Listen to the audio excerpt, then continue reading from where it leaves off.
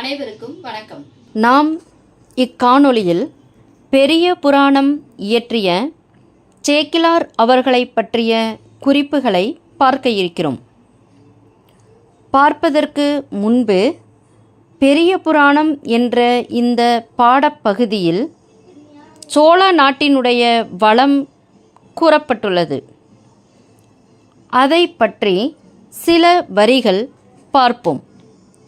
வரப்பு உயர நீர் உயரும், நீர் உயர நெல் உயரும், நெல் உயர குடி உயரும், உயர்ந்த குடியாக நாடெல்லாம் நீர் நாடாக சோழ நாடு திகழ்கிறது. காவிரியின் பாதையெல்லாம் பூ விரியும் கோலத்தை அழகாக விவரித்து உரைக்கிறது பெரிய புராணம். வளங்கெழு திருநாட்டின் சிறப்பை இயற்கை எழில் கவிதைகளாய் படரச் செய்துள்ளது பெரிய புராணம்.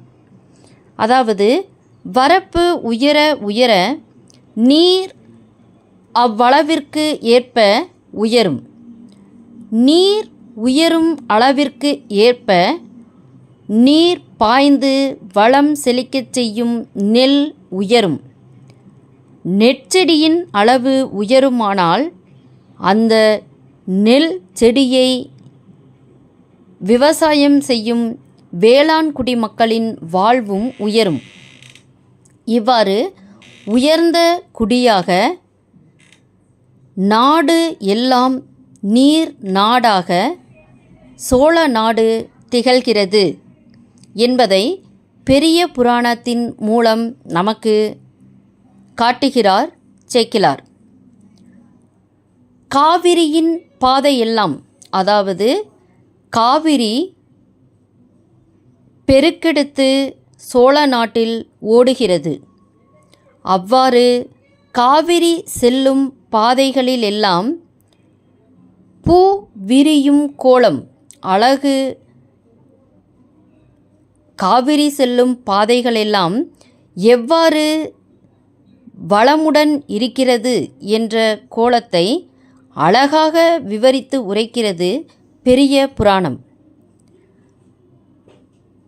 காவிரியால் வளம் கொளிக்கும் திருநாட்டின் சிறப்பை எழில் கவிதைகளாய் படரச் செய்துள்ளது நமது பெரிய புராணம்.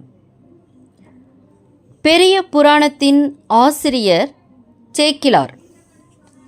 சேக்கிழார் அவர்கள் தற்போதைய காஞ்சிபுரம் மாவட்டத்தில் உள்ள குன்றத்தூர் என்ற ஊரில் பிறந்தவர். இவரது இயற்பெயர் அருண்மொழித்தேவர் என்பதாகும். இவர் சோழ அரசன் 2ஆம் குலோத்துங்கன் அவையில் முதலமைச்சராக இருந்தவர். இவரது காலம் கிபி 12ஆம் நூற்றாண்டு. உத்தம சோழ பல்லவர் என்னும் பட்டம் பெற்றவர் சேக்கிழார். இவரை தெய்வச் சேக்கிழார் என்றும் தொண்டர் சீர் பரவுவார் என்றும் போற்றுவர்.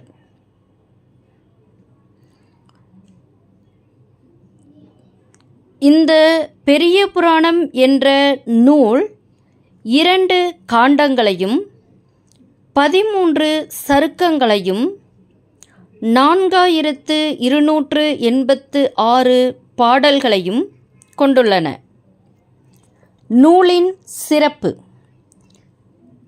தில்லை நடராசப் பெருமான், தில்லையில் வீற்றிருக்கும் நடராசப் பெருமான் உலகெலாம் என அடியெடுத்து கொடுக்க பாடப்பெற்ற நூல். மகா வித்வான் மீனாட்சி சுந்தரனார் பக்தி சுவை நனி சொட்ட சொட்ட பாடிய கவி வளவ என சேக்கிழாரையும் இந்நூலையும் பாராட்டியுள்ளார். அவர் பாராட்டியதிலிருந்தே இந்நூல் முழுமையும் பக்தி சுவை விரவி இருப்பதை நம்மால் உணர முடியும். இத்தகைய சிறப்புமிக்க பெரிய புராண நூலில் அமைந்துள்ள பாடல்கள் குறித்து பார்ப்போம் இனி வரும் காணொளியில். நன்றி.